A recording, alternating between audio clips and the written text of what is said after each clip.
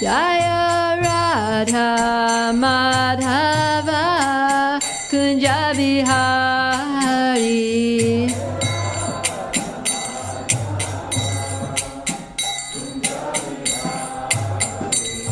Gopi Jana Vallabha Girivardhari.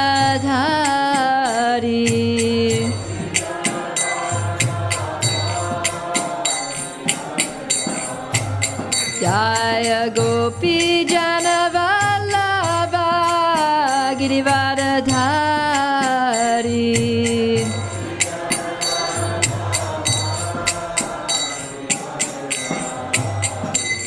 Yashoda Nandana Vrajajana Ranjana.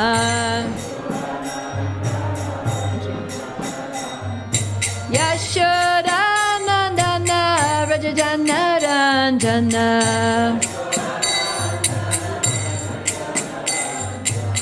Yamuna Tira Vanachari.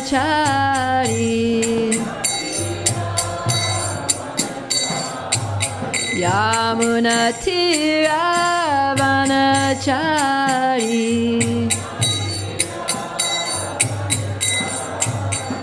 Jaya Radha Madhava Kunja Bihari.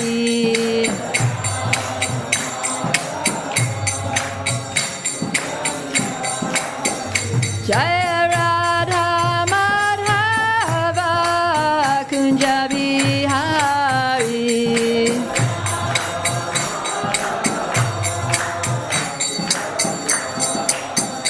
Jaya Prabhupada, Prabhupada, Prabhupada, Srila Prabhupada.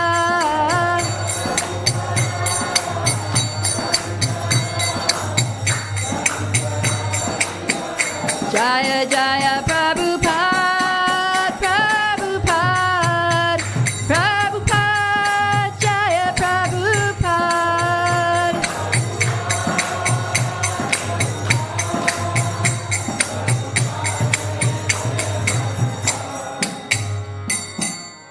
Gaura Premanandi. Om Namo Bhagavate Vasudevaya. Om Namo Bhagavate Vasudevaya. Om Namo Bhagavate Vasudevaya.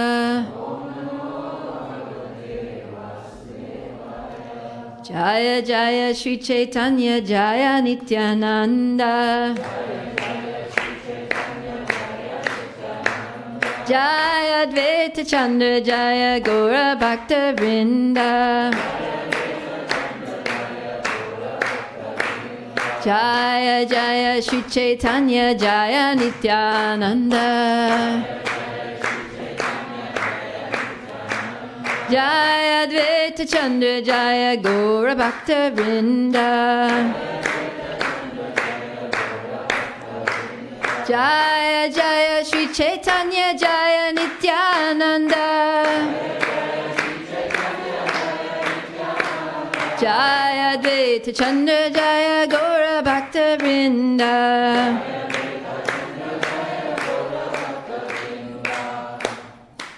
Jai, thank you. So welcome everyone to this morning's class on Sri Caitanya-Caritāmṛta. It's my honor and pleasure to have this opportunity to speak here. I think this is the first class I've ever given at Bhaktivedanta Manor. Although I joined in the UK, I was a Soho Street girl. I joined in 1992, and we would come to the manor, but we never stayed here. So it's nice, by the grace of Radha Gokulananda, I have opportunity to serve all of you. So, we are doing Sri Caitanya-Caritāmṛta Madhya-lilā, chapter 13. This title is about the Lord's dancing at Ratha Yatra, and we're covering text 141. So, Nahe yogi yogeshvara pada kamala tomara.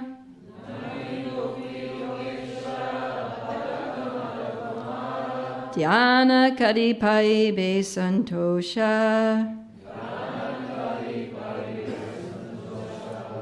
Tomara Vakya Paripati Tara Madhya Kutinati.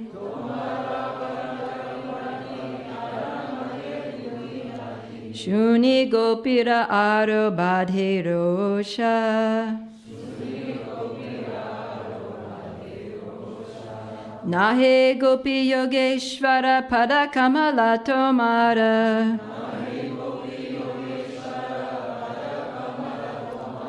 Caitanya-Caritāmṛta Santosha.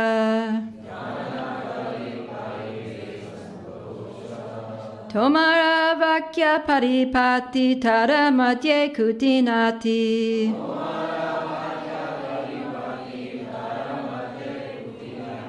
Shuni Gopira Aro Badhe Rosha. Please chant.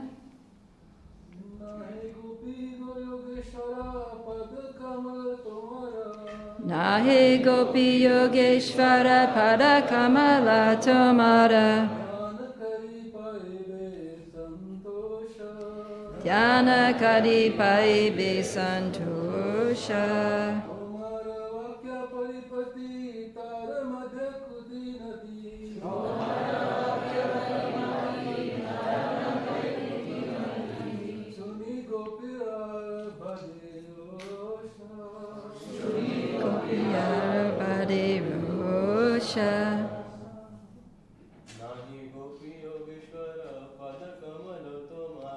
Nahe Gopi Yogeshvara Pada Kamala Tomara. Caitanya-Caritāmṛta Santosha.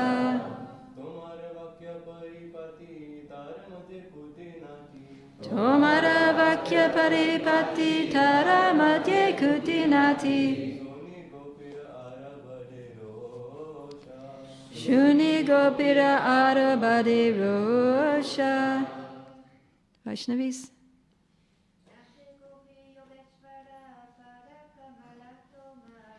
Nahe Gopi Yogeshvara Pada Kamala Tomara. Caitanya-Caritāmṛta Santosha.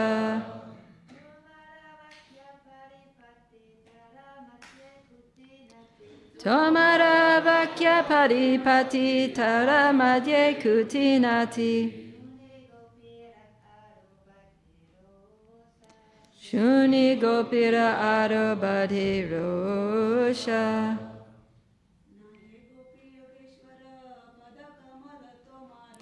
Nahe Gopi Yogeshvara Pada Kamala Tomara. Caitanya-Caritāmṛta Santosha.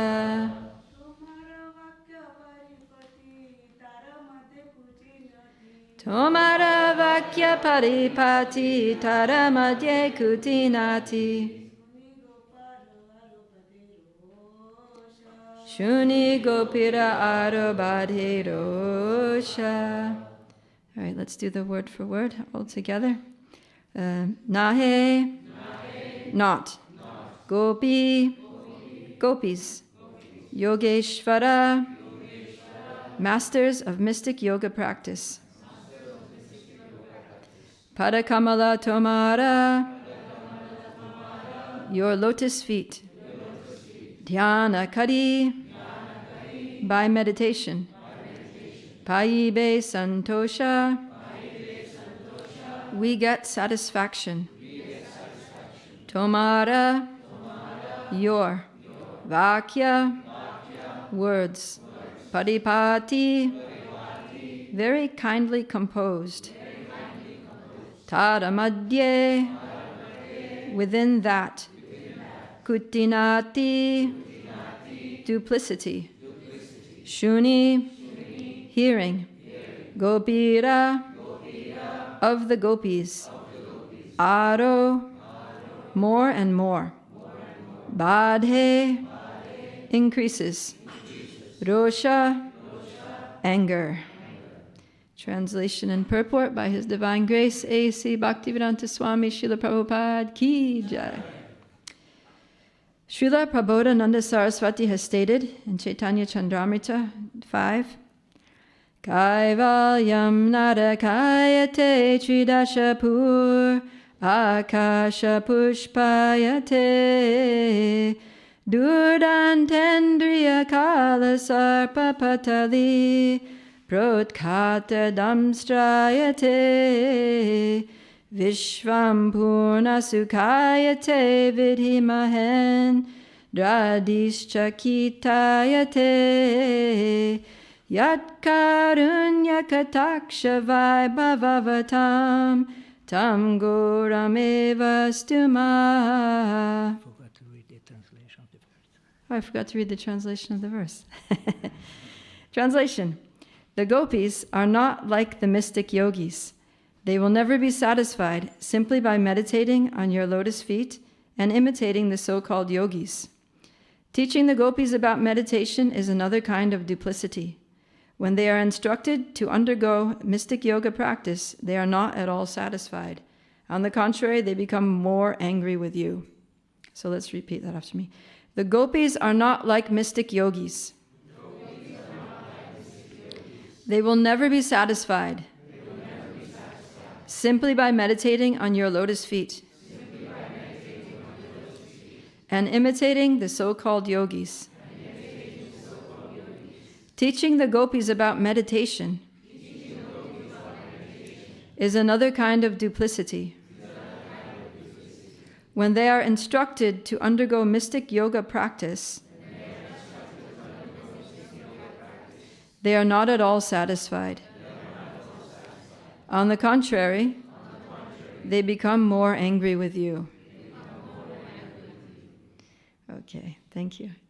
So, Srila Prabodhananda Saraswati has written this beautiful verse.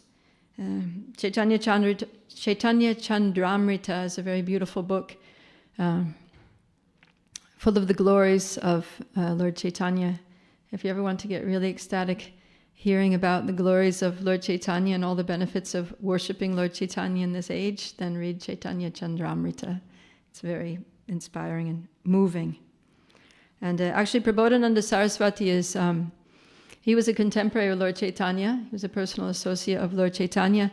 And in Krishna-lila and Vraj-lila, he is Tunga Vidya Saki. So Tunga Vidya Saki amongst the Asta Sakis, she's one of the 8 Sakis. And among them, she is the most scholarly. So Vidya means knowledge, and Tunga means very high, very lofty. It also means a mountain. So she has a mountain of knowledge. She has heaps and heaps of knowledge, and also she has very lofty, very sublime knowledge. So whenever the gopis are wanting some like scholarly wisdom, then they consult Tunga Vidya Saki. And that Tunga Vidya Saki appeared in Gaura-lila as Srila Prabodhananda Saraswati. So he composed these beautiful prayers full of so much wisdom, which is very relevant for us as aspiring followers of Sri Chaitanya Mahaprabhu. So continuing here, Srila Prabhupada will paraphrase the meaning of this verse. For a pure devotee who has realized Krishna consciousness through Sri Chaitanya Mahaprabhu, the monistic philosophy by which one becomes one with the Supreme appears hellish. The mystic yoga practice by which the mind is controlled and the senses subjugated also appears ludicrous to a pure devotee. The devotee's mind and senses are already engaged in the transcendental service of the Lord. In this way, the poisonous effects of sense activities are removed. If one's mind is always engaged in the service of the Lord, there is no possibility that one will think, feel, or act materially. Similarly, the fruitive worker's attempt to attain heavenly planets is nothing more than phantasmagoria for the devotee. After all, the heavenly planets are material, and in due course of time they will all be dissolved. Devotees do not care for such temporary things. They engage in transcendental devotional activities because they desire elevation to the spiritual world where they can live eternally and peacefully and with full knowledge of Krishna. In Vrindavan, the gopis, cowherd boys, and even the cows calves, trees, and water are fully conscious of Krishna. They are never satisfied with anything but Krishna. Om Jnana-timirandasya Gyananjana Shalakaya Chakshurum Militan Yena Tasmai Shri Gurave Namaha Shri Chaitanya Manobishtam Stapitam Yena Bhutale Swayam Rupa Kadamayam Dadati Swapadantikam Vandeham Shri Guru Shri Yuta Padakamalam Shri Gurum Vaishnavamscha Shri Rupam Sagrajatam Sahagana Raghunatam Vitam Tam Sajivam Sadvetam Savadutam Parijana Sahitam Krishna Chaitanya Devam Shri Radha Krishna Padan Sahagana Lalita Shri Vishakam Vitamscha He Krishna Karuna Sindhu Dinabandhu Jagatpate Gopesha Gopika Kanta Radha Kanta Namostute Tapta Kanchana Gaurangi Radhe Vrindavaneshwari Rishabhanu Sute Devi Pranamami Hari Priye Panchakalpa Tarubhyascha Kripa Sindhubhya Evacha Patitanam Pavanebhyo Vaishnavebhyo Namo Namaha Jaya Shri Krishna Chaitanya Prabhu Nityananda Shri Advaita Gadadhara Shivasari Gaura Bhakta Vrinda Hare Krishna Krishna Krishna Hare Hare Hare Rama Rama Rama Hare Hare. Jai. So this is Lord Chaitanya speaking, and he's in the middle of the Ratha Yatra procession. So Lord Chaitanya is in the mood of Srimati Radharani feeling separation from Krishna. And Lord Jagannath is Krishna feeling separation from Srimati Radharani. So they're together there in the Ratha Yatra festival, and the procession is symbolizing the Brajvasis trying to drag Krishna back to Vrindavan, specifically the gopis wanting Krishna to return to Vrindavan because at Kurukshetra it's not the right mood. The same moonlit nights are there. Radharani saying, I'm the same Radha, you are the same Krishna, we are together here, but it's not the same because it's not Vrindavan. I long for you to be there by the bank of the Yamuna, engaging in Vraj-lila together.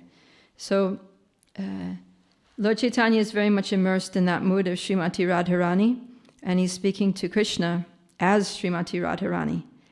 And so in this verse, he's saying that the gopis are not like mystic yogis. Don't tell us to just meditate on you, because that's not what the gopis do. So we'll get more into that. But first I want to unpack this verse by Srila Prabodhananda Saraswati a little bit, because it explains why the gopis aren't in the mood of mystic yogis, and why any followers of Chaitanya Mahaprabhu also are not in the mood of mystic yogis. So this verse is talking about those who have received the merciful glance of Sri Chaitanya Mahaprabhu. That's the last line. Yat karunya kataksha vaibhavatam. So Yat is referring to him, Lord Chaitanya. So those fortunate souls who have received the karunya kataksha.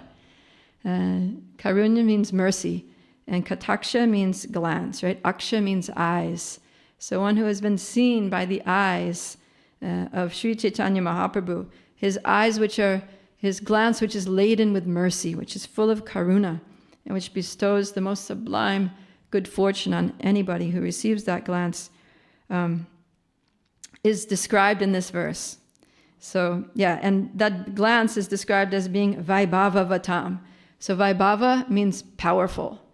So like Bhakti Vaibhava course means where you realize the power and the glory of bhakti by studying Srimad Bhagavatam. So Lord Chaitanya's glance is Vaibhavavatam. It's full of power, and that power will knock these things out of us. It'll bowl over any desire for kaivalyam. Right? For one who has received the merciful glance of Lord Chaitanya, kaivalyam narakayate. The idea of merging, becoming one with the Lord is like hell. Naraka means hell. It becomes hellish. Because why would you want to merge and become one with the Lord? There's no scope for service. If you're merged, if you're one with the Lord, service means there has to be two, the servant and the served. So that's like hell, because there's no scope for devotional service. And then what else? Tridasha Pur Akasha Pushpayate. So Tridasha Pur means the kingdoms of the demigods. In other words, the heavenly planets. It says, for those who have received Lord Chaitanya's merciful glance, the heavenly planets, Swargaloka, are like Akasha Pushpayate. So Pushpa means flower and Akash means sky. Like a flower in the sky. In other words, something that doesn't exist. Something that has no significance whatsoever. Totally meaningless and useless. And then it says, Durdan Tendriya Kala Sarpa Patali Prodkata Damstrayate. So here it's saying that the senses, the indriya, are like Kala Sarpa.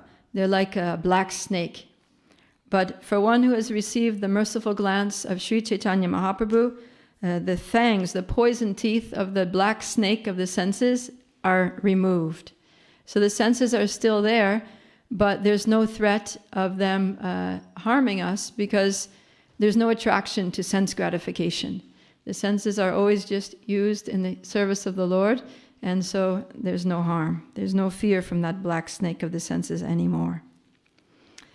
And then Vishvam Purna Sukhayate. For someone who has received the merciful glance of Sri Chaitanya Mahaprabhu, Vishvam, the whole universe, Purna Sukhayate, is just full of happiness. Right? Purna means complete, and Sukha means happiness. The whole universe is completely happy. Why? Because we understand that Krishna is the supreme controller, and nothing is happening without the will of Krishna. And Krishna is all good. He's the best friend and ever well-wisher of everyone.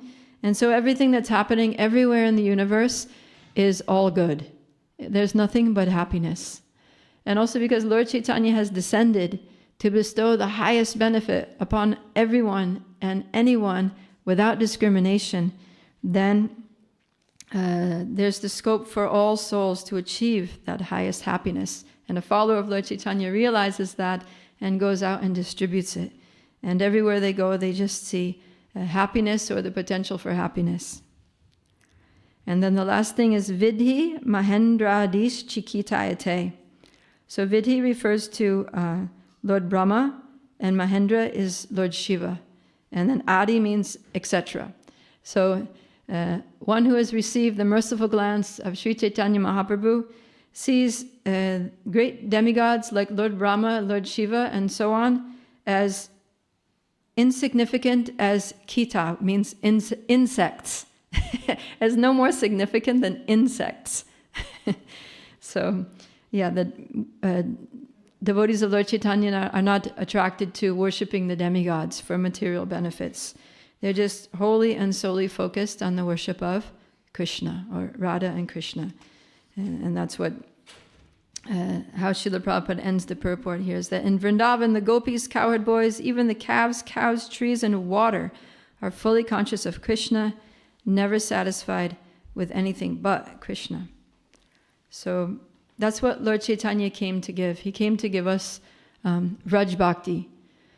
It's described in the Adi-lila that when Krishna came to perform his pastimes in Dwapara Yuga, and then after he returned, he exhibited Vraj Lila, and then he went to Dwarka and he did his Dwarka Lila, and then after he went to his own abode.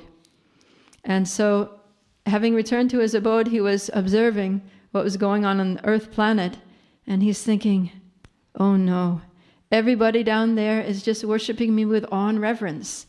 Oh, what's going to happen to them? They're just going to end up in Vaikuntha. They're going to become worshippers of Lakshmi Narayan. How is anyone going to ever get to Vraj? How is anyone going to achieve prema bhakti, following the footsteps of the Brajbasis, and be able to come back to Goloka Vrindavan, which is the highest goal. He said, I didn't achieve the purpose for which I came and exhibited my Vraj-lila. I have to come again, and I have to be very specific about it. I have to make it very clear that this is the goal. And so then he came in the form of Lord Chaitanya. And so Lord Chaitanya, throughout his pastimes, he's giving us the holy names, not just any holy names, but the Hare Krishna Mahamantra, the supreme great mantra, which is comprised simply of the names of Radha and Krishna. And he also taught his followers, the 6 Goswamis and others, about Radha Krishna Lila. We hear from the mouth of Ramananda Roy, inspired by Sri Chaitanya Mahaprabhu, how the highest devotees are the gopis of Vrindavan, and the highest of those, the chief gopi, is Srimati Radharani, how her love is most exemplary and the highest love to be aspired for and followed. And then Lord Chaitanya, later when he went to Jagannath Puri, he became totally absorbed in meditations on Radha and Krishna's Leelas, and he would become absorbed in ecstasy and exhibit so many ecstatic symptoms, meditating on Vraj Leela. So Lord Chaitanya really illuminated the path to Vraj Bhakti. And so that's what he's exhibiting here. What he's speaking about here is the gopis' love for Krishna. So, and he's saying that these gopis are not like mystic yogis. Nahe gopi yogeshvara. And they'll never be satisfied with dhyan. So dhyana yoga is a bona fide practice, and but it's not for the gopis, and it's not for the followers of Sri Chaitanya Mahaprabhu. In fact, this verse is referring to, Lord Chaitanya speaking in the mood of Radharani is kind of chastising Krishna, like, we gopis are not mystic yogis. Why are you telling us about dhyana yoga?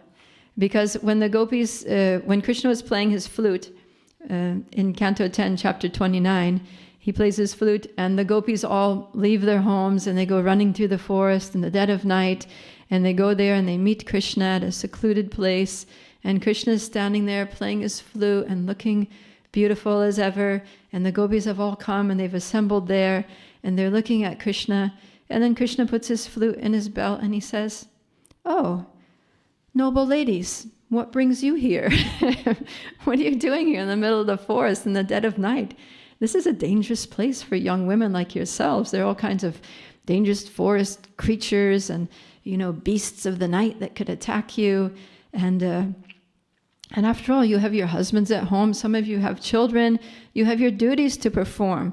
You shouldn't be here. This is not the place for you. You should go home and do your duties. And if you've come here because you're interested in me, then being in my physical presence is not really the way to attain me. The way to attain me is, he specifically says, Shravanam, Darshanam, Dhyanam. He says, go home and engage in Shravanam, Darshanam, and Dhyanam. In other words, hear about me, take darshan of my deity form, and meditate on me. So when Krishna says that, then the gopis become very angry. That's what Lord Chaitanya is talking about. He's saying here that the gopis are not mystic yogis. I'm sorry, but we do not do dhyan. We do not do dhyana yoga. We're not satisfied with just meditating on your lotus feet. And they become frustrated. So in the verse here it says, Aro Badhe Rosha. They become angry with Krishna. And they tell him that, you're speaking nice words here, right? That, what's it say here? Tomar Vakya Padipati. Yeah, your Vakya, your speech is Padipati, very kindly composed, very beautifully composed speech. However, Tara Madhye Kutinati, within those words is Kutinati. The Kutinati means duplicity, or kind of like political language or diplomacy. And Kutinati is actually one of the things that Lord Chaitanya later in Madhya-lilā chapter 19 describes as one of the unnecessary creepers that grows up alongside the Bhakti Lata, along with Jiva Himsa, which means violence towards other living entities or animal killing, along with Labha, which means aspiring for material gain, puja, being adored or worshipped by others, and pratishta, aspiring for some mundane high position, materially speaking. So all these things are unwanted creepers. These things destroy devotional service. So he's saying, Krishna, this is just kutinati, your duplicitous words. If you keep talking like this, it's just going to be harmful to our devotional service. So it's not right for you to speak like this. And so they're becoming angry with him, with this kutinati, telling them to go and meditate on him. So it's not that meditation is not important.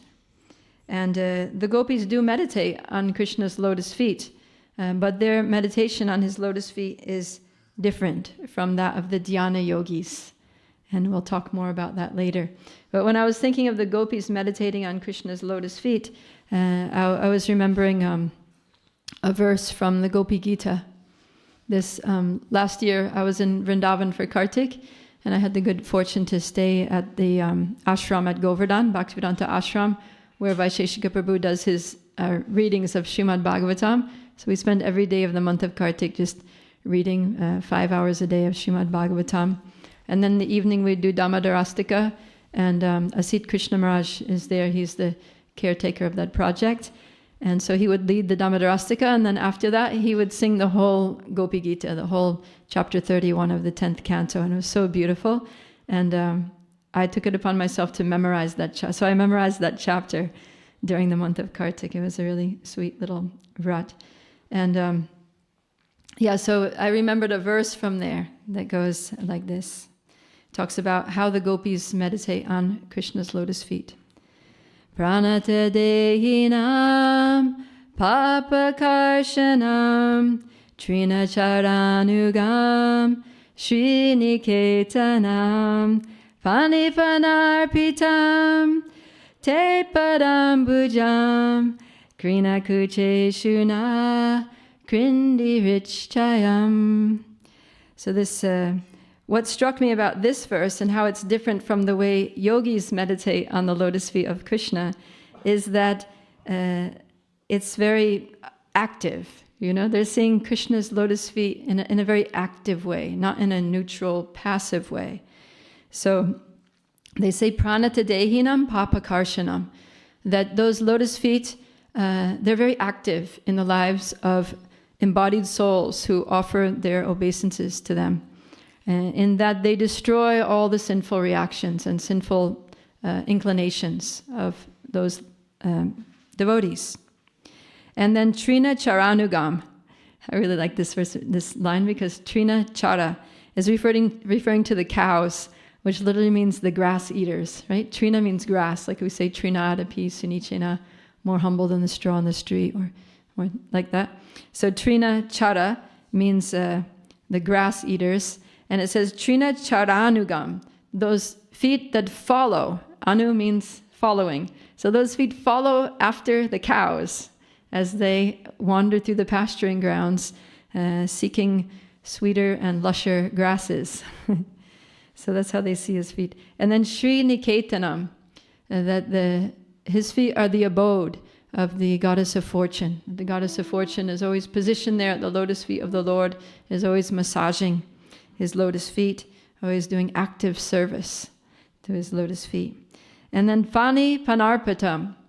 So this means that his feet danced upon the hoods of the Kaliya serpent. So they're envisioning his feet dancing, doing all these amazing and aggressive dance steps on the hoods of the Kaliya snake. And Shishi Radha Gokulananda ki jai, Sitaram Lakshman Hanuman ki jai, Shishi Gauranitai ki jai, Srila Prabhupada ki jai. So they're envisioning Krishna, the beautiful dancer, dancing on the hoods of Kaliya. And actually, when I was studying the Bhaktivedanta course with Vyaichi, one of the teachers was bringing out the commentaries of Sanatana Goswami on the Kaliya pastime.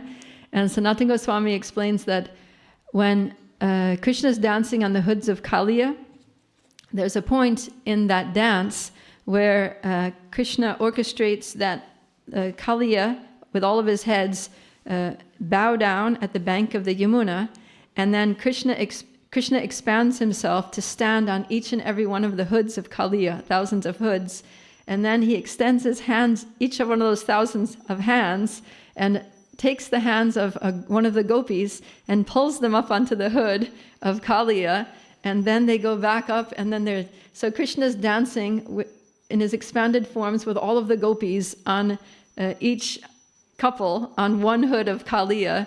And of course the jewel on Kaliya's hood is like shining like a what do you call it, disco ball, making like a dance floor, like a illuminated dance floor, and the gopis and Krishna are having like a rasalila on the hoods of Kaliya's serpent. That's the way Sanatana Goswami describes it. So you can imagine when they're saying Pani Panarpitam, it's not just that they're meditating on this vision of Krishna dancing on Kaliya, but they're remembering that they engaged in that dance on the hoods of Kaliya, and a very beautiful ecstatic memory. Te Padambhajam, yeah, those lotus feet. So they're meditating on Krishna's feet in all these very active ways. And even now in this prayer, they're requesting Krinu Kuche Shuna Krindi Hrich Chayam. They're saying, please place those lotus feet on our breasts, because when you walk on the paths of Vrindavan, there's little stones and pebbles and sometimes even thorns, and they might poke your lotus feet. So we don't want your lotus feet to touch anything hard and sharp that might injure them. We want to soothe them by placing them on our soft and cooling breasts. And by doing so, you will remove all of our material desires. So they're praying like that. And so it's when the Dhyana yogis meditate on the lotus feet of Krishna, they're just meditating on the heart, and it's just a passive meditation. It's just still and neutral and peaceful, and it's all well and good, but it's nothing like the way the gopis are meditating on Krishna's feet, and massaging Krishna's feet, dancing, those feet, engaging in all kinds of dance steps, or holding Krishna's feet close to their heart, or observing Krishna's feet, following behind the cows, because when Krishna's with the cows and the cowherd boys, then the gopis are, in the bushes from a distance spying. They're spying and watching those pastimes and seeing Krishna's movements and keeping an eye on those lotus feet and keeping track of where those lotus feet are going, because soon they're going to meet at Radhakund, like that. So there's all this excitement and anticipation and dynamic action involved in the gopis' meditation on Krishna's lotus feet. So this is the way of bhakti. And bhakti yoga is very different from dhyana yoga, because bhakti is active. It's love in action. So there's one verse in the Bhagavad Gita 3.1 in the purport. Srila Prabhupada says that some people misunderstand devotional service to be inertia, because he's teaching Arjuna, right? And Arjuna is thinking, I don't want to fight in this horrible battle of Kurukshetra. Better I go to the forest and meditate. And Krishna is saying, no, this is a misunderstanding. Prabhupada says, some people misunderstand that bhakti, that devotion to Krishna means you just sit and meditate on Krishna and you just do nothing. And he says, no, that's a misunderstanding. And in the Nectar of Instruction, text 3, Srila Prabhupada starts off the purport saying that devotional service is not a matter of sentimental speculation or imaginative ecstasy, but its substance is practical activity. Practical activity. So that's what we're seeing here in the gopis' mood, is Rishikena Rishikesha Sevanam, engaging all the senses in the service of the master of the senses. And a good example of that Prabhupada gives many places is Ambarish Maharaj, that he engages all his senses, his eyes in seeing the deities, his ears in hearing the pastimes of Krishna, his nose in smelling the flowers or incense offered to the Lord, his hands in cleaning the temple room, the temple of Krishna, his legs in walking to the temple or dancing in kirtan, and his mind in always thinking of Krishna, his intelligence and thinking of, better and better ways to serve Krishna, always better service. And so that's bhakti, engaging all the senses in active ways, in practical services to the Lord. And we have to engage all the senses, like Ambarish Maharaj, because Krishna says that if even one of the roaming senses upon which the mind focuses, it can drag away one's intelligence. So we have to make sure all of our senses are very nicely engaged. And also in Bhakti Rasamrita Sindhu, Rupa Goswami describes bhakti as a cultivation, right? Anukulyena Krishnanushilanam. That it's a cultivation, and Prabhupada, in his comments in Nectar Devotion, he emphasizes how this concept of cultivation means it's an active process.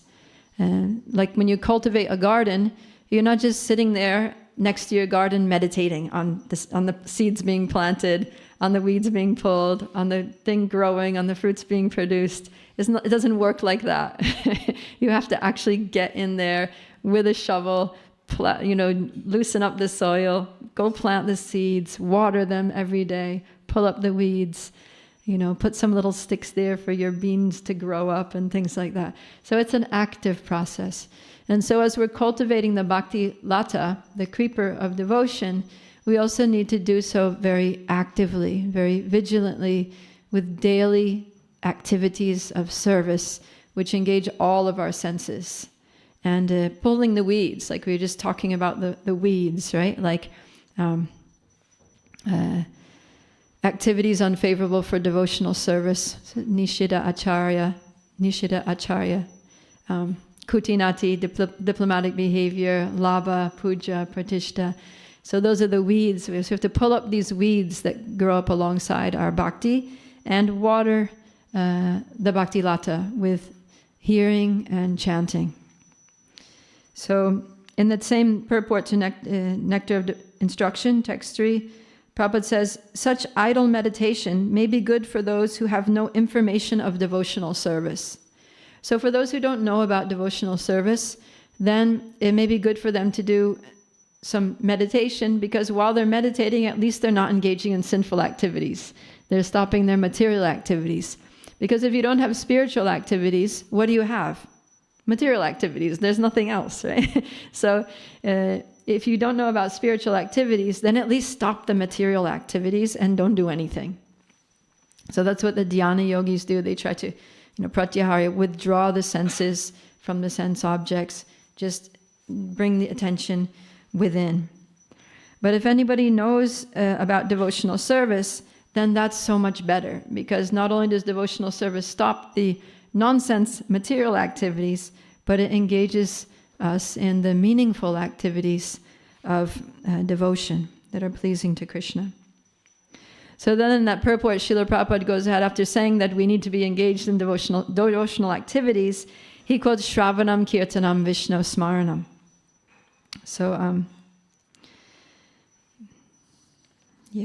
So one of these meaningful activities is Smaranam. And so I was thinking, well, Smaranam is also meditation.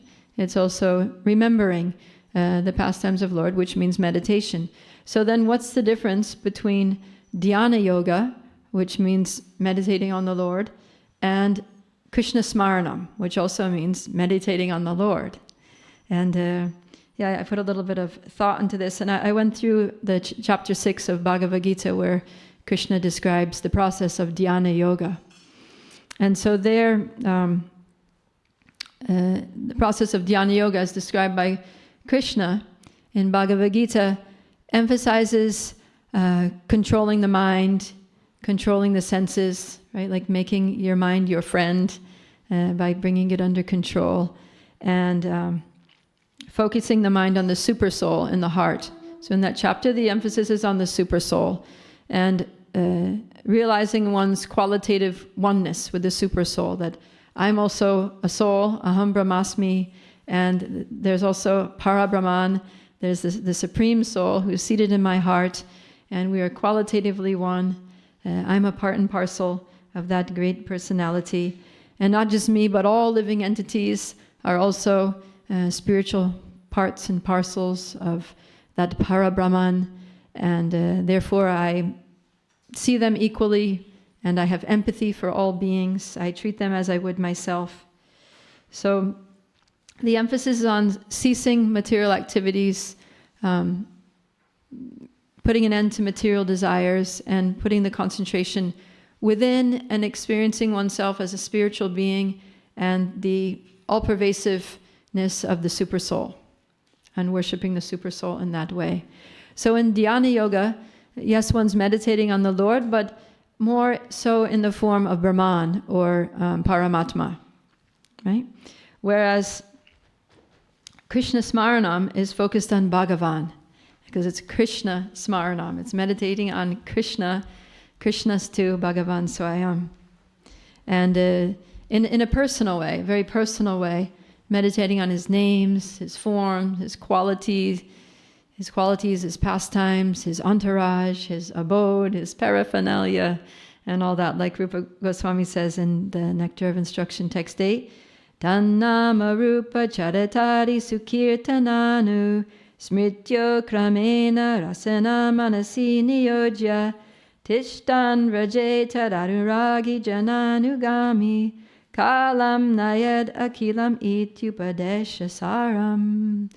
So he's saying this is the essence of all advice. Upadesha Saram is to always meditate on the names, forms, qualities, and etc. So that means pastimes, etc. Of Krishna, and Krishna in Vrindavan, right? Rajay tad anuragi jana, being situated in Vrindavan, either physically going to Vraj and staying there in Vrindavan Dham, or mentally residing in Vraj by meditating on Krishna in his Vraj Lila, and always chanting about these. And then anusmrityo. So with this ongoing meditation, so we're talking about Krishna Smaranam. So anusmrityo means anusmriti, means ongoing remembrance of all of these. This is the essence of advice. And so dhyana yoga is a step towards this goal. It's a step in the right direction, but Krishna Smaranam is the goal, and there's a difference. So so the gopis are saying that we've already passed this step of dhyana, so don't tell us to engage in dhyana yoga. That's like, telling a great Mahabhagavat to, wash the pots or something. It's like, you already passed through the bhakti training course, Now, so the gopis, don't give us the bhakti training course now. They're already on the level of prema bhakti. They're already, in fact, in the previous verse, they were saying, we try to forget about you and we can't. Or to speak of dhyana yoga, the preliminary stage of meditating on the Lord. We're so absorbed in meditation on you that even when we try to forget about you, because the pain of separation when we remember you is so intense, we can't get you out of our heads. We can't get you out of our hearts. We're just stuck in absolute absorption on you. And so, when Krishna tells them, go home and meditate on me, they're like, no, that's not happening. And then later, when Krishna sends Uddhava to Vrindavan, he sends kind of a similar message to the gopis through Uddhava. So that's described in Canto 10, Chapter 47, where, in text 29, he says that, actually, you're never separated from me, because I'm the soul of all creation. I pervade everything by my energies. Everything is just an expansion of myself. And you gopis, you just need to control your minds and fix them in the trance of self-realization and realize your spiritual oneness with me, and then you'll be free from all the pain of separation. So Uddhava is telling that to the gopis, and the gopis are just like, no, here we go again. Krishna, you got to be kidding. That's not going to work. So they also are not satisfied with that. But then it's interesting because later, when Krishna sends Balaram to Vrindavan to try to again console the gopis in their pain of separation, then Balaram goes and he starts speaking to the gopis about all about Krishna's pastimes with them. So he's narrating, Vrindavan Lila, and when I was doing Bhaktivedanta, my teacher was describing it like this, that the Acharyas explain that when Balaram was speaking Vraj Lila to the gopis, then Krishna himself manifested in the mind or in the heart of Lord Balaram in a personal way, in a very personal way. And so when Balaram was speaking, it was like Krishna was present. And when the gopis were hearing the words of Lord Balaram, then Krishna was also becoming present, personally present with them. And they were feeling Krishna's presence. And they were feeling like, as Balaram was narrating the pastimes, those pastimes were actually going on. And Krishna was actually with them. And that they were interacting with Krishna in those very pastimes. In other words, it was all happening. Like Krishna was there, and the pastimes that were going on, as Balaram was narrating them, they were actually manifesting. And the gopis were experiencing them once again. And they were totally feeling that Krishna is here. And it's just like old times back in Vrindavan. And we're performing, this pastime with Krishna and that pastime with Krishna. And it's all just happening. Krishna has returned. He's here with us. And we're engaging in those pastimes. So, and actually it's true. It was true. It wasn't just their imagination, or it wasn't just, Krishna's mercy giving them a taste for that. But we know that Krishna never takes a step out of Vrindavan.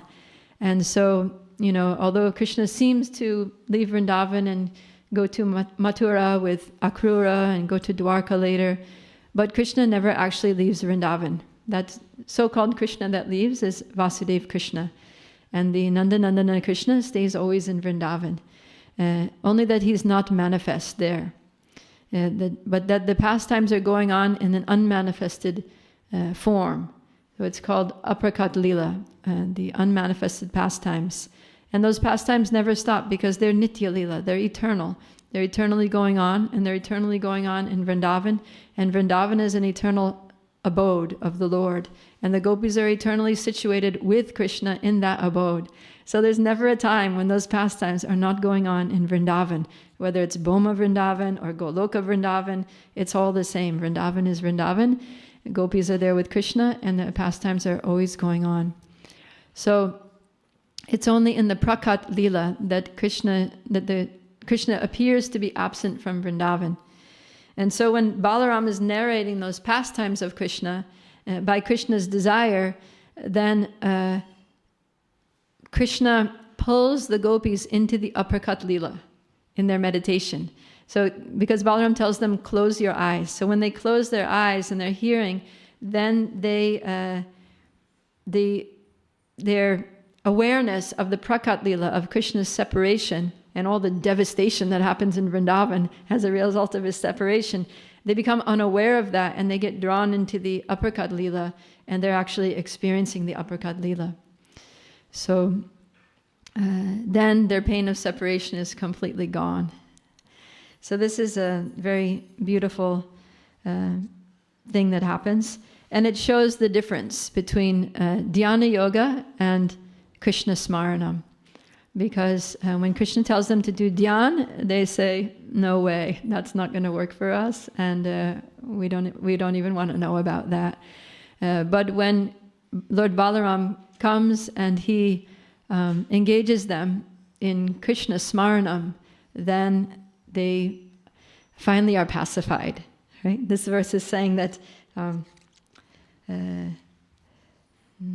Dhyanakari paive santosha, that we're not satisfied by dhyanakari, by doing dhyan, even on your lotus feet.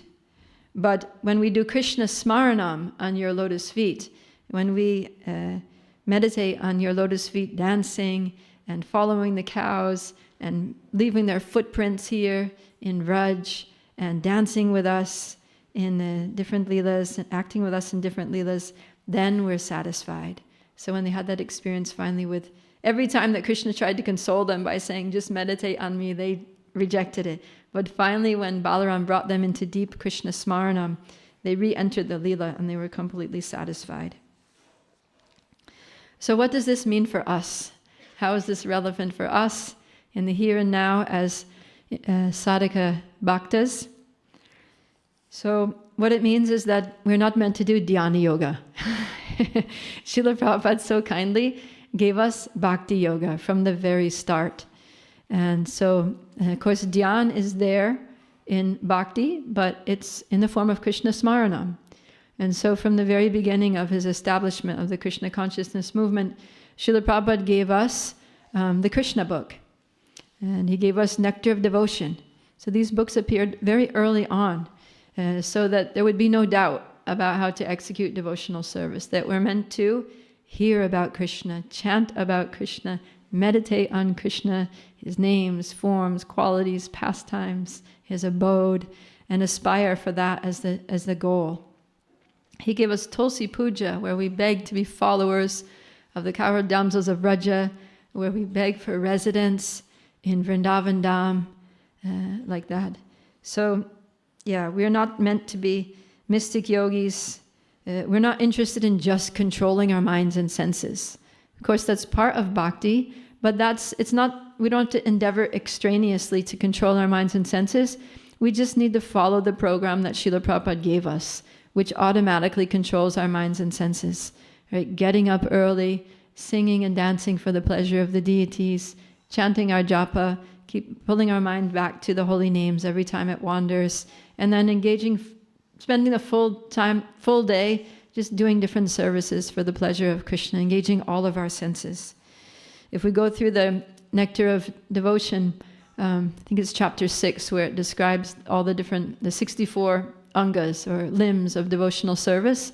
So you'll see in those 64 items of devotional service, there's engagements for all the senses. And practically every one of those 64 items is there in the morning program that Srila Prabhupada gave us. It's almost like he sat there with Bhakti Rasamrita Sindhu and just thought, okay, the Charanamrita is there, the bowing down, the offering flowers, the singing, the dancing, the smelling the incense, wearing the garlands, and like practically every item that's there that Rupa Goswami says that we should do to awaken our love for God, Srila Prabhupada established as part of our regular daily routine in the International Society for Krishna Consciousness.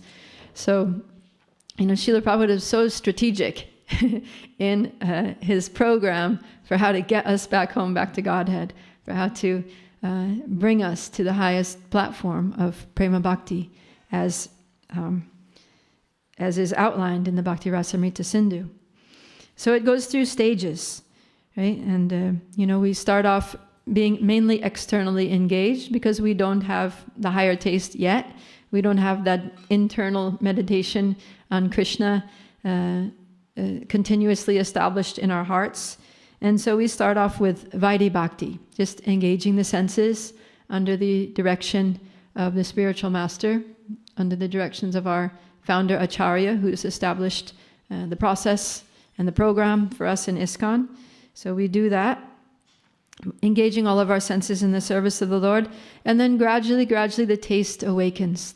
The natural taste for chanting, the natural attachment and attraction to the deity form of Krishna, and Srimati Radharani and Krishna awakens. And then no one needs to tell us to wake up early in the morning. No one needs to wake us up anymore. No one needs to tell us, to remind us to finish 16 rounds, because we're automatically chanting more than 16 rounds. And in our free time, no one needs to tell us to get off of, stop doom scrolling or something on social media, because we're just spontaneously attracted to, reading Srimad Bhagavatam, reading Caitanya-Caritāmṛta. As soon as we have a free moment, we're just absorbing and reading these transcendental literatures, sharing them with others, or doing kirtan, or doing extra services, or doing some special offering for the deities or something. And then by that stage of service, then we come to the stage of Bhava Bhakti, which is the stage at which real spiritual emotions start to awaken within the heart, and we actually feel something. When we do service for Krishna, we actually feel love, we feel attachment, we feel attraction, and we experience symptoms of ecstasy which develop and evolve into prema, which evolve into pure love for Krishna. And then at that stage we can really appreciate what the gopis, what Lord Chaitanya is talking about here in the mood of the gopis. And that Krishna, don't tell me about dhyana yoga. I'm just spontaneously attracted to you. I'm always absorbed in like a trance of remembering you. Everywhere I see, everywhere I look, I just see you, right?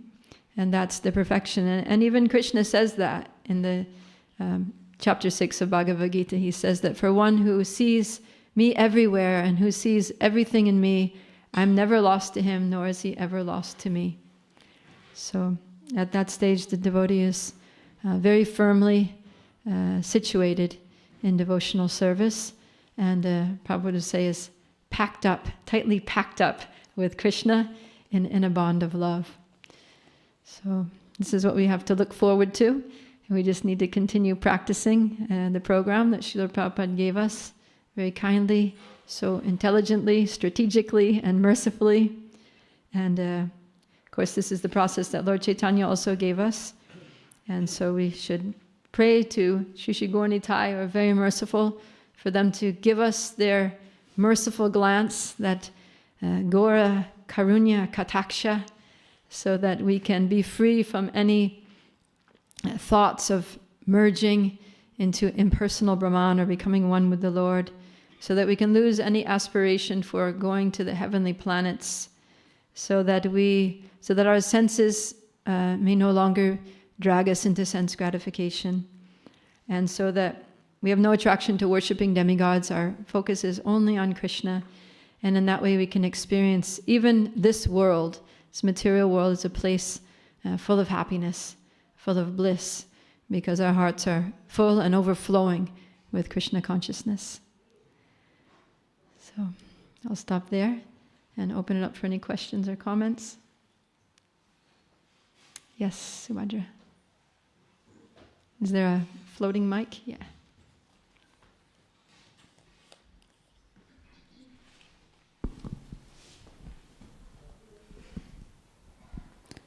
Hare Krishna. I like how you explained the verse of Prabodhananda Saraswati and the merciful glance of Lord Chaitanya. So I was just thinking that there have been many preachers of Krishna consciousness in the past who they did wonderful service for Srila Prabhupada. They made many devotees. They established big temples. So it said that one can only preach if they get the mercy of Lord Chaitanya. So, but then it seemed that they got attracted to material sense enjoyment, and they gave up devotional service to engage in sense enjoyment. So how is it possible that they didn't get the glance of Lord Chaitanya and they were attracted to sense enjoyment? Yeah. So there's two reasons why that can happen. One is bad association. Right? If they get bad association, then the material desires can again come up, right? Because who we associate, we become like them. So if we associate with materialistic people who are attached to material sense enjoyment, seeing that as the goal of life, then we can also lose our priority. We can lose sight of the goal, and we can start to think that material achievements in this world are more important than Krishna consciousness. Another way it can happen is by offenses, right? When we commit offenses to devotees, then the result of that is that we lose our taste for the processes of hearing, chanting, meditating on Krishna, serving Krishna and his devotees in various ways, and our attraction for material life arises again within the heart. So that can happen. But the good news is that it says in Srimad Bhagavatam that even if a devotee goes away from devotional service, even if they completely fall down and appear to be in Maya, that devotees don't fall down like others. Right? So this is explained in 10th canto. First he says in 10.2.32, he talks about how the impersonalists, they aruhya krichena, by great difficulty, they elevate themselves to what they think is a liberated position, what they think is the supreme position.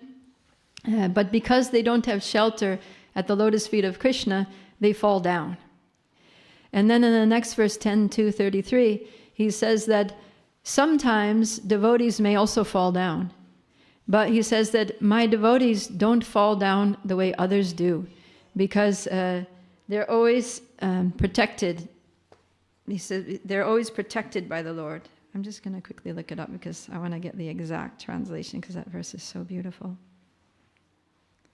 So this is Srimad Bhagavatam, Canto 10, 2:33.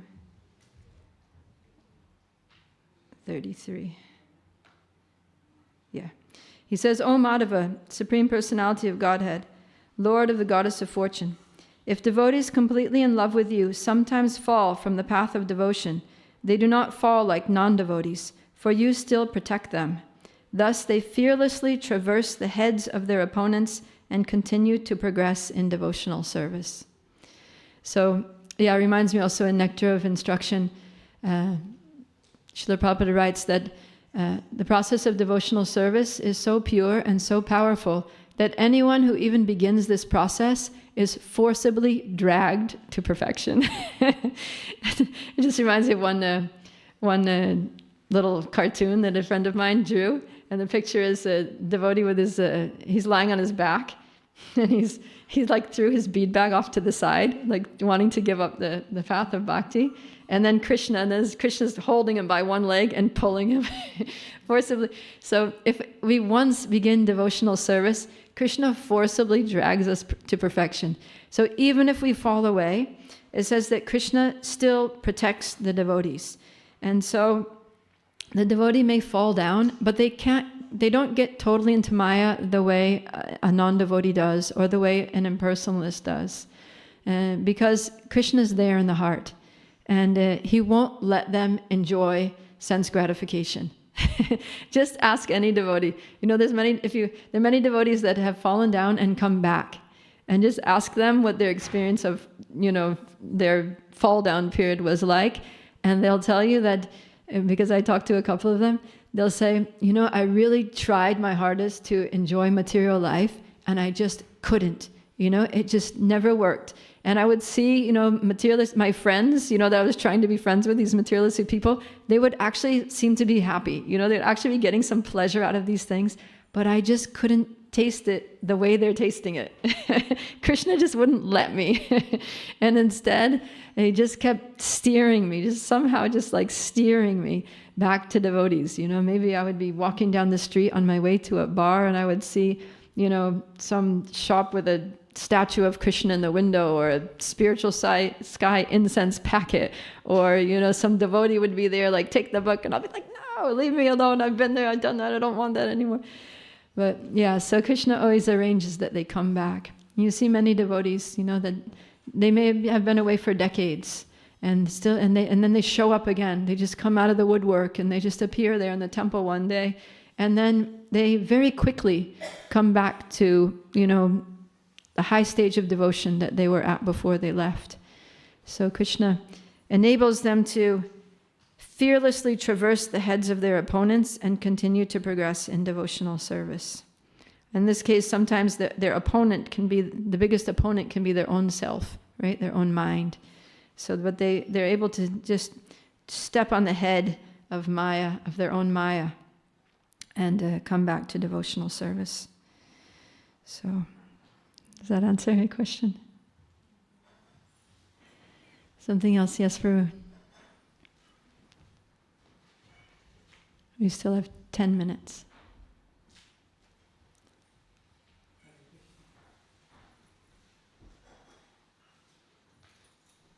Hare Krishna. Thank you very much. It's a beautiful class.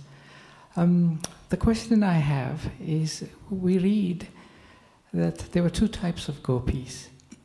One were the Nitya Siddhi gopis, and the others were great yogis in their previous lives. So, following the thread of this class, how is it that those yogis who apparently were performing dhyan yoga became gopis? Yeah, so there's different categories. The Nityasiddha gopis, and then there are the Rishachari gopis, who were rishis, who were meditating in the forest of Dandakaranya, right? And they happened to see the beautiful form of Lord Ramachandra as he was passing through the Dandakaranya forest. So, yeah, they were meditating on the Lord, but then when they saw Lord Ramachandra in his beautiful transcendental form in front of them, then they developed attraction to the form of the Lord. So that was the turning point. That was like the game changer for them, is that they realized that, oh, okay, I've been meditating on the Lord in my heart doing dhyana yoga, but here's the Lord outside and he's so much more beautiful. He's so much more transcendentally attractive. I don't want to just stay meditating on the Lord in the heart in a passive way. I want to serve this personality outside. I want to be absorbed in thoughts of him and serve him and have a loving relationship with him. And because of the intensity of that, they actually expressed that desire to Lord Ramachandra. And he said, oh, well, that's nice, but in this incarnation, I've taken my Ekapatni Vrat, I have only one wife, but you will take birth again in Dwapar Yuga when I appear as Krishna in another form. And you will take birth in Vraj, and we will be able to realize our relationship, that loving relationship that you desire in that incarnation. So then they take birth as gopis in Vraj with Krishna. Yeah, there are also the Shrutichari gopis, who are the personified Vedas. And the personified Vedas, after understanding the goal of the Vedas, that Vedanta Krit Vedavid Eva Chaham, that Krishna says, by all the Vedas I'm to be known. So the personified Vedas came to the conclusion of the Vedas that Vedasar, the essence of the Vedas, is Krishna, and to have a loving relationship with Krishna. And so they wanted to have that loving relationship. So they also took birth in Vraj and became another kind of gopis. But then there's another kind of gopis that are just the sadhana siddha gopis, that are sadhakas, that they're conditioned soul. They were previously conditioned souls in this world, like us, who performed sadhana bhakti and gradually elevated themselves up through the stages of sadhana, Vaidhi sadhana bhakti, Raganuga sadhana bhakti, Bhava bhakti, Prema bhakti, and they became eligible to take birth in the place where Krishna is performing his pastimes in Vraj, and they became gopis in Vraj. So there's different ways to get into that transcendental, loving environment of serving Krishna in Vraj. And we can get there too, by Prabhupada's mercy. That's what Prabhupada gave us, that's what Lord Chaitanya gave, and Srila Prabhupada, Gauravani Pracharane. He's so mercifully preaching the message of Lord Chaitanya, which is to serve Radha and Krishna, be a servant of the servant, Gopi Bhartu Padakamalayur Dasa Dasa Anudas, to become a servant of the servant of the servant of the Lord of the Gopis, Krishna and Vraj. Yes, Viru.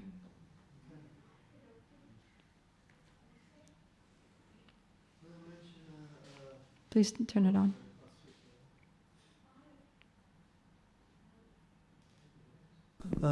I just want to mention an experience that I had in Jagannath Puri. We went to a program at somebody's house. He was an Ayurvedic doctor, inviting the devotees, and there were several Prabhupada disciples there, but also there were the Gurukulis there. And I was speaking to a couple of them, and they had the experience of coming back. They'd left, problems with ISKCON and treatment to them, but they were at a disco, and there was the record, and it was playing the Hare Krishna mantra, and they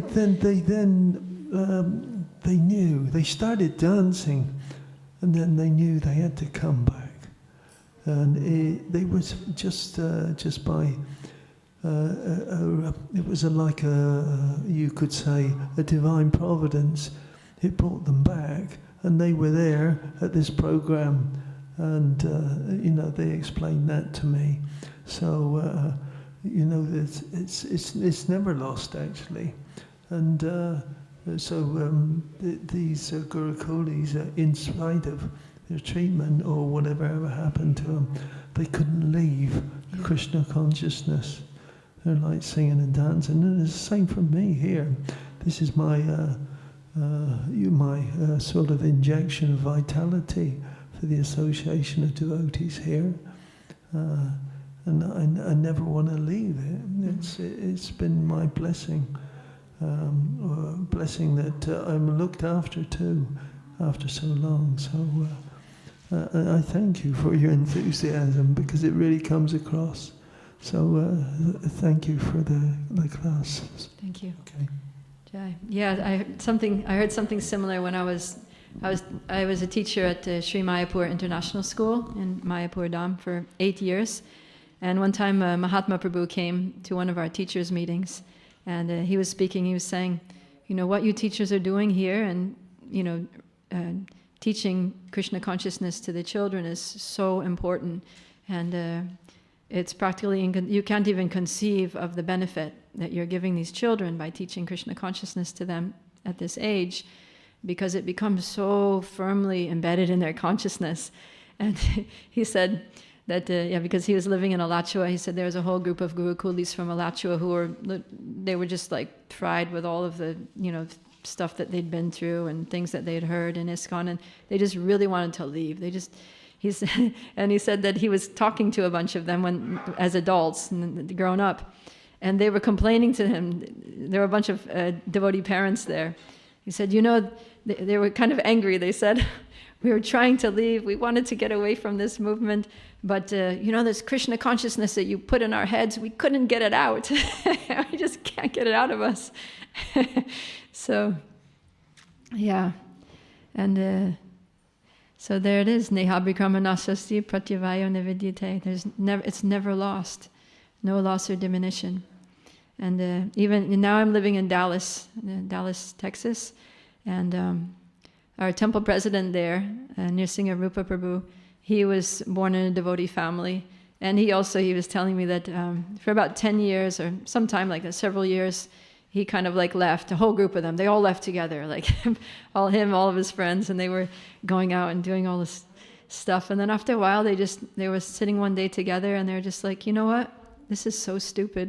This is like getting us nowhere. This is like dumb. There's no goal in this. There's no taste in this. There's no future in this. What are we doing?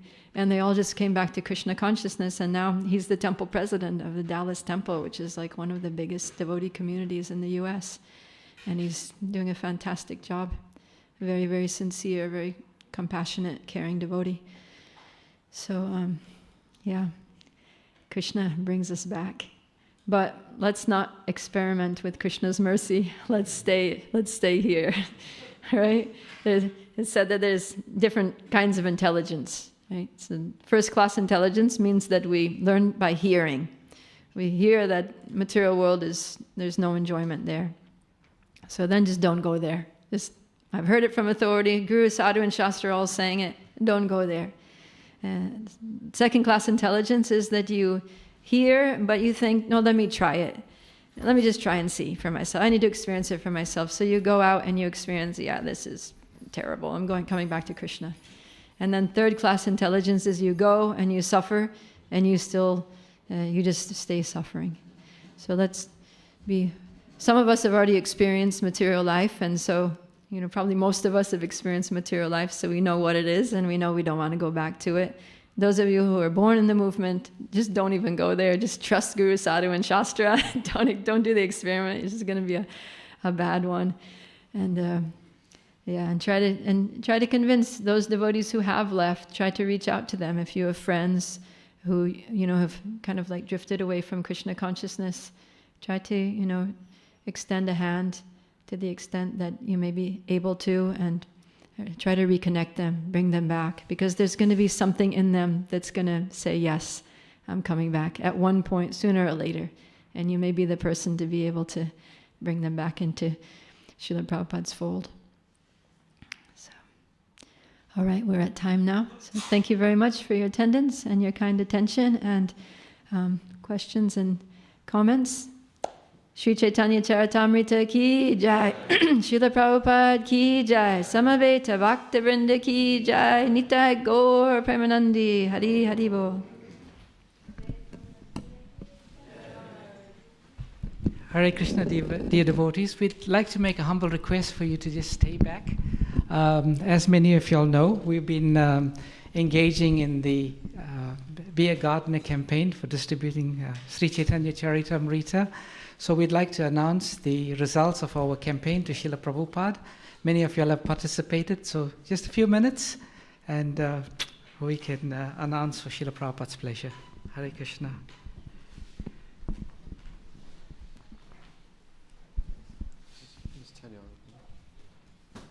So we can all gather around Srila Prabhupada's Vyasa-san.